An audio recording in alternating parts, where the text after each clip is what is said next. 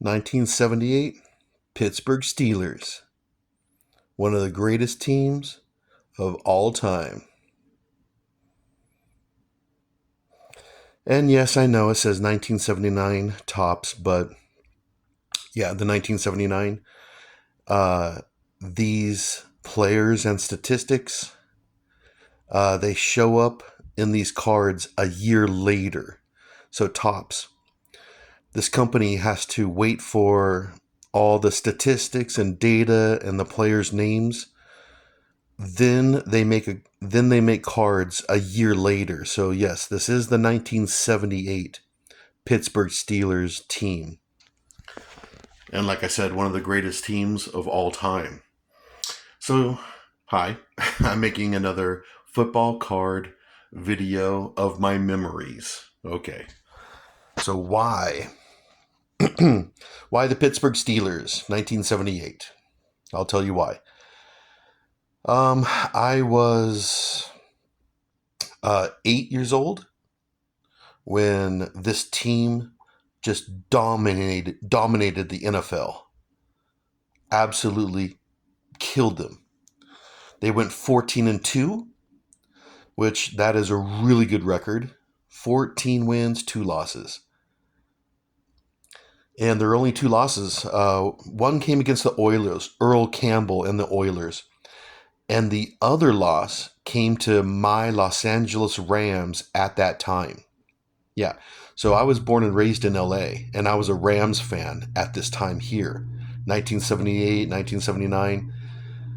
And the Steelers, the mighty Steelers, they went into LA and they lost against the Rams, which was awesome. I didn't watch the game. I was just too young. I was 8 and 9 years old. And I was still kind of just learning about the NFL teams, collecting football cards. And so I didn't watch that game. And no, these aren't my original cards that I bought or got back in 1979 or whenever. This is one of the greatest NFL teams ever. So I bought these cards a few years later, like in the 1990s. I don't know exactly when, but I bought these 3 cards back in the 1990s. And then I got them graded. So they got good grades.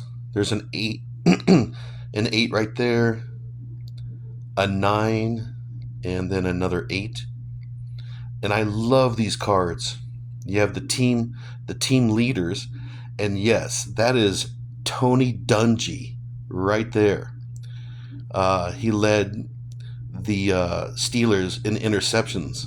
Yeah, Tony Dungy, the Hall of Fame coach of the Buccaneers and the Colts. Yeah, he was a Steeler, and he was a good Steeler. And then you have this card right here, the AFC Championship against the Oilers, 34-5, with Franco Harris right there. I love that card. And then the next card is the Super Bowl card, again with Franco Harris running over Dallas Cowboys. You can see the score, Steelers 35, Cowboys 31. So yeah, this is one of the most dominant NFL teams of all time.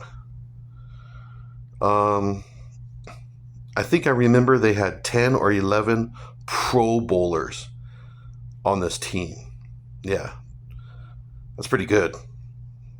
And then, of course, you have the Steel Curtain, one of the best defenses of all time.